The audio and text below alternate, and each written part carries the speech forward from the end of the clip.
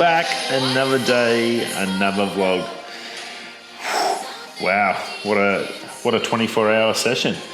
Yeah, huge night last night. Obviously, for Canon fans, I'm obviously a Canon user. I don't mind them. I'm good. I'm not really fussed. I just went the M50 and I've gone from there. I think the M50 is fantastic. And yeah, this is the new girl, which I've now got the battery to work. I turn the switch on. There's two switches. Dickhead. Yeah, welcome back to another day, another vlog. Some fun stuff happening. I did some clean out today. I got the instruction manual and started playing around with this, and I got to work. I've got to do some more reading. Obviously, it's not like a normal camera. It's a little bit more advanced. Quite funny, I thought. Yeah. But anyway, yeah, bit of clean up. I've done a bit of clean up around here. Bit of a tidy up. It was a bit messy. There's crap everywhere, so I wanted to sort of set the studio up. I guess it's where I work every day, so try and clean it up a little bit and get it a bit more neat and tidy for you. Yeah, I think that's yeah. Video wise, I got a heap of work done on the photos last night. Some really nice photos in the next batch, so I've got to do some more on that this afternoon, and I want to look at the unboxing videos today and try and sort that out tonight. So a heap more work up. May not be one tomorrow morning video wise, but yeah, maybe early next week I should have another video out, so not far away. Hopefully I can get a bunch of these unboxing ones sort of done and dusted and punched out to you. So yeah, looking all pretty good in that regards. Rightio. Now, also, what else has happened over the weekend? I got an email back from Dana Boots. I hit him up about possible affiliate links or whatever to sort of give you guys something, and they were really awesome. They said they don't do sponsorships and stuff like that, but they were happy to give us a discount code for you guys and to give you a chance to try something and get a decent deal on them. So that code will be down below on each of the videos. I've also put it over on the Dana Boot review video as well. Again, I don't get anything out of it. It's just a discount for you guys. But I'm pretty happy to put that forward, and if you want to go and give them a crack, I think you'll find that they're a really nice boot. So if you're doing a bit of hiking, do a fair bit of bushwalking or city work and water, rain, stuff like that, and you need a reliable, comfortable boot, definitely worth going to give them a crack. They've got a heap of different varieties, colours and flavours. I'm sure you'll find something out there, and yeah, thought you might want to know that. Might be quite handy. So yeah, link will be down below in all the new videos, and also on that Dana video. If you do want to use that one, make sure you chuck it in there. And if there's anywhere in there that says, how did you find out, just say 34 Media sent you. That'd be much appreciated. Rightio, obviously we're just going to go straight in. There's some other stuff I'm going to lead into at the end of that, but let's just get straight into the Canon R5. The Canon R5 release, basically, let's just call it that. Monster release. It was once Canon had gone live, pretty much all the reviews started dropping. Peter McKinnon did the R5, R6.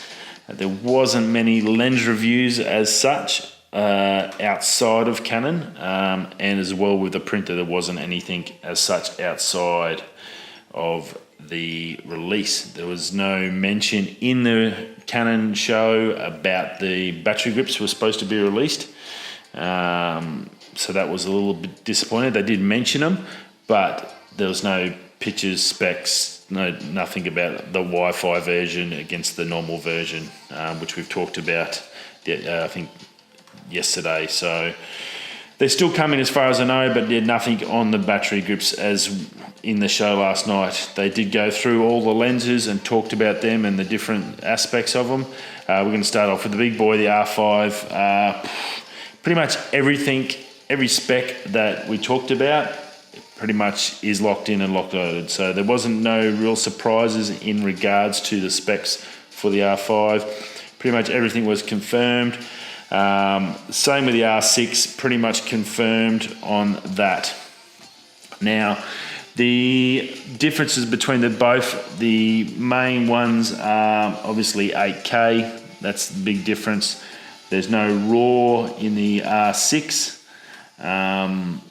And the screen size, I think it's 3.2 inch screen, where the R6 is a 3-inch screen. So that was probably the main thing, and the megapixels just for the sensor. So the R5 is a 45 megapixel sensor, and the R6 is a 20 megapixel. So either is good, but I guess if you compare it to the Sony, which is the main competitor, the A7R4 is a 45 megapixel type sensor, so your R5 is going to match up against that. And then I guess your A7 III, which will be similar to the R6, I think that's around a 20 megapixel or somewhere around that mark. So obviously that's the two for the photography side, those two different ones. R5 is going to be, well, for that 45 megapixel sensor, it would be fantastic for the landscape, but not necessary 100%. But the 20 megapixel is still quite adequate, and we're still going to get amazing images out of them. Now the R5 dynamic range wise, the R6 is going to be one stop better. Is going to be the same as the 1DX Mark III. So if you've seen one of those and done any reviews and seen the images out of them, basically your R6 is going to have that same. So I'm assuming that R6 is the same sensor as the 1DX Mark III. That's a 20 megapixel. So I'd be safe in saying that that's what that is. The R5, they're saying, is going to be one stop better in dynamic range. What that really means, I'm not 100% sure. Basically, it's going to be better. So that's pretty good. In dynamic range, that's sort of the big thing, I guess, in the last. Everyone's got a lot else, but that you can definitely tell the difference between brands when it gets to dynamic range. And being able to walk in and out of shadows when you're vlogging or filming, that's when that dynamic range really hits home. So anything they can do to increase that and make it better is obviously definitely better. So if you're definitely on the video side, I guess realistically you're not going to go anywhere else other than the 8K or the R5, with that 8K and stuff. Now, some interesting stuff I found out today. There's only 8K is the only one in RAW. There's no RAW for the 4K on the R5. So when they say 8K RAW, yeah, that's fantastic. You'd sort of just assume that everything below it's going to have RAW. Well, apparently no, it doesn't. The 4K does not do RAW, which is a little strange. Also on the 8K, that only records onto a CFS Express card. So if you haven't, obviously that's one we've talked about for a while, having one CFS Express and one SD card. Really don't see the thing. And this also now comes more into the action, the fact that the main reason you're going to have it is either for the high image thing and also for the 8K recording and stuff. But you can only record it to one card. So the SD card is pretty much redundant. If you've got 45 megapixel photos, you're going to be punching onto an SD card. Unless you've got like a 500 gig one, it's really going to just smash that to bits. So very, very strange, again, that they've got those setups, whether there's a firmware update that's going to come in and let you change that to record to the SD card. We've talked in the last week or so about the fact that SD card's been upgraded and they're going to bring it in, so it's going to basically become as fast as the CFS Express cards with that new architecture or setup they're going to be doing from the SD guys. So that's sort of a little bit interesting too. But yeah, I did find it a little bit weird that you couldn't do the 4K in RAW. So that's weird. And also that CFS Express card is still a bit of a sticking point. If your main features of a camera can only use one card, why would you put another card? Why wouldn't you make it like everyone would thought and go twin CFS Express cards? We did talk yesterday about the Nikon having dual cards. I'm assuming they're smart enough to know, well, you either do one or the other. One of each is pretty ridiculous. The R6 is twin SD cards. Like, you know what you've got, this is where it's at. Beautiful. Okay, two cards, you can record, you can do all that stuff all in one hit, so that's fantastic. I just don't understand their reasoning behind those cards, having opposite cards, and especially now with one feature, the main feature, this is the big selling point, not being able to record to a SD. It's very, very weird. What else have we got? AK Raw 30. Temperature-wise, there was some temperature stuff coming out. AK Raw 30 frames a second. You can do that for 20 minutes. That's pretty good. That's not too bad. That's going to smash out a mega bucket full of data anyway to your one card, so I don't think you have to worry about that. Your 4K, which is not in RAW, obviously, so a little bit less. That's 30 to 35 minutes, so you get an extra 15 minutes if you're punching 4K on to the R5. Now, also, the other good thing I did see on Peter McKinnon's review was the silent shutter was exceptional. That electronic shutter compared to the R6, the R5 one is pretty much you cannot hear a thing. It was just the slightest little and that was it. The R6 on the electronic, it was like a so you definitely hear it. You could hear it if you were in earshot of it. Where that R5 one was just ridiculously, basically it wasn't even a sound. So that was very, very cool, I thought, especially if you're wedding photographers and stuff like that, where you want to get up close and personal, where people are maybe possibly recording speeches or vows. The last thing you want is in the background is so I thought that was really, really cool and really well done. Now, on the R6 side, also on the focus side, let's talk about the focus side, 100% of the frame. So normally 90%, you sort of get this sort of box around here and you can, in there, well now, basically anywhere you can touch on that screen is a focus point, which is insane, awesome. How good is that to be able to just basically just hook in if you've got stuff here and you want to just change up your focal areas and spots. I think that's pretty cool. A very, very nice job on that one.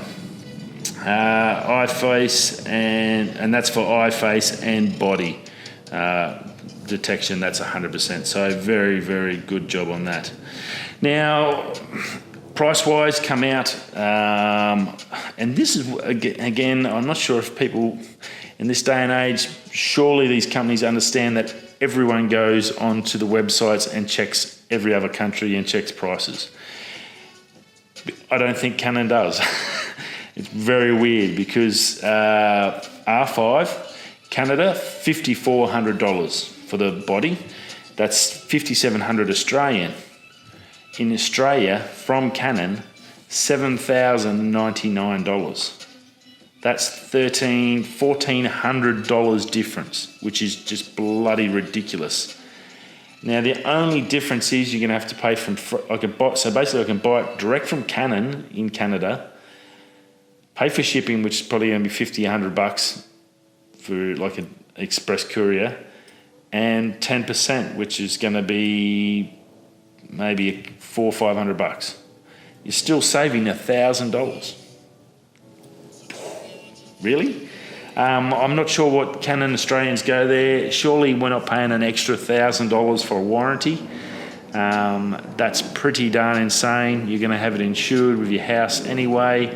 Good luck getting. I've never seen anyone get warranty anyway on anything. You're going to have it insured through either your travel insurance when you're working, your work travel insurance when you're working and running around, your house insurance, or it's going to be insured one of the other ways.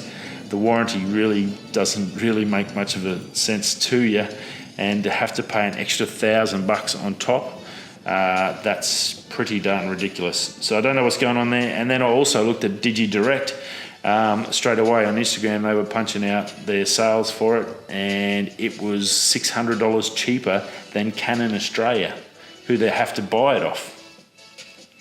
That if someone can explain to me the how that's feasible and what Canon Australia, why they are so much more expensive than any other country, I really don't know. Yeah, we've got a GST included in it, but that's no difference. So does Canada. That's all. Canada's pretty much dollar for dollar, apart from the exchange rate. They're a little tiny bit better, and then it's just freight to get over. So if you were travelling to Canada, you could walk in, get it, buy it, and still be covered. And I'm sure Canon worldwide is going to give you some sort of warranty if you're buying it. So if you're traveling to Canada, obviously not at the moment, a little bit pandemic issues in the way of that, but flying to Canada, or someone that lives in Canada could send it over, why wouldn't you? You're saving $1,500. That's 3 CFS Express cards, which you need for it anyway. So that is a massive saving. I really don't understand that. And the same for the R6. That was 3,500 Canadian dollars, 3,700 Australian. That's the direct transfer cost. But to buy it from Canon Australia, 4,750. So that's another another $1,050 on top. So realistically, if you want one of these cameras, unfortunately I had to say it, Canon Australia, don't buy it from Australia. You can get a better deal direct from a Canon agent in Canada, and probably America if the American conversion was pretty much the same. So yeah, very disappointing in that. Not very impressive at all. Bit of price gouging, it looked like. And I hate to see that happen. And especially nowadays, like, there's no way they don't think people are going to check on the prices. So if someone can explain me how they think that's okay, I'd love to know, because yeah, that's got me befuddled. Right, lenses. Going to the lenses. Basically all the specs you're seeing, we've talked about them. They were all dumped out this week, so not much to learn about them. They all do look pretty good.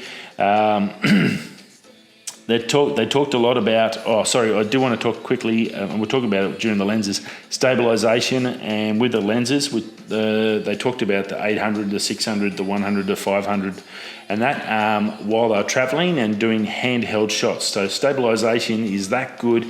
It's basically one lady that was Austria doing canyoning, and she had the R5 with I think it was a 100 to 500. Pretty sure it was that lens. But anyway, basically, she was doing handheld shots for 2 seconds, razor sharp. That's how good the stabilisation. 2 seconds, that's like ND filter waterfall without a tripod. That blew my socks off. As a landscape guy, that was super, super impressive. So I think they also talked a lot about those 800 and 600 lenses, how they're actually, with the stabilisation, going to actually be really good lenses, and to get that detail, I think they're going to actually sell a fair amount of those to the wildlife guys. And I think that's where they're suited. I think they're a more specific shot towards those guys to get that detail out of the bird life and that, with the stabilisation and the ridiculously high ISO. I think it goes up to R5 is 51,000 ISO. So, and that's what they're saying with the dynamic range and that ISO. You can, with those lenses, doesn't really matter that they got the high aperture, because you can just pump the ISO up and you're still going to get an amazing image. So that's where they've validated those high f-stops. So I don't think that's going to be a problem realistically with these two cameras, especially with the R5. Now the lenses 85 f2, that's going to be, what have I got that down? Oh yeah, so that's $1,290. The 100 to 500 is $5,700. Now these are Australian prices. I'm going to give you the Canadian prices second. Okay, so I'll go through them as that. So 85 is $1,290 here, $850 Canadian. 5,700 for the 100 to 500, 3,700 Canadian. The 800 is 2,000 and 1,250 Canadian. I just still got me stuff. The 600, 1,559, 950, and the two, what do you call them? Oh, jivers. I've forgotten. What a brain. The two converters. The 2 times is 1,340, and which is 840 Canadian, and 1,110 Australian, and $700 for the 1.4. So again, massive price differences. So I'm really not sure what's going on.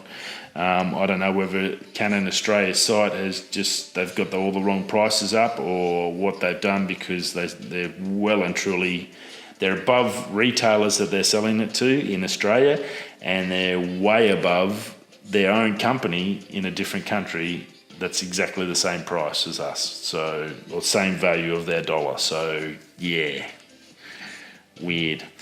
The Prograph, so all those lenses, obviously we talked about them, so I won't go too much in them, but that's what we've got. So that's 4 lenses so far. That means we've still got more to come this year on the lens front for the RF. So there's a heap more of action in that regards that we'll see down the track. That little Prograph printer that we were waiting for, that was the 300. $1,300 Australian. I didn't actually go and check that one out in Canada. I'd sort of given up. It was just a little bit depressing every time I seen how much it was more expensive here just to be in Australia. I don't know why, but anyway, really, really nice. Super rich blacks. They've got the 10 inks from the 1000 range using the same 10 inks. It's got 2 different blacks in it. It's got no bleeding. You can do borderless prints direct from it. Super easy to use. You can go, or you can do paper samples on it, so you can go through and do that. It'll basically tell it what paper to put out. It'll print out different samples for different print, for different paper on there.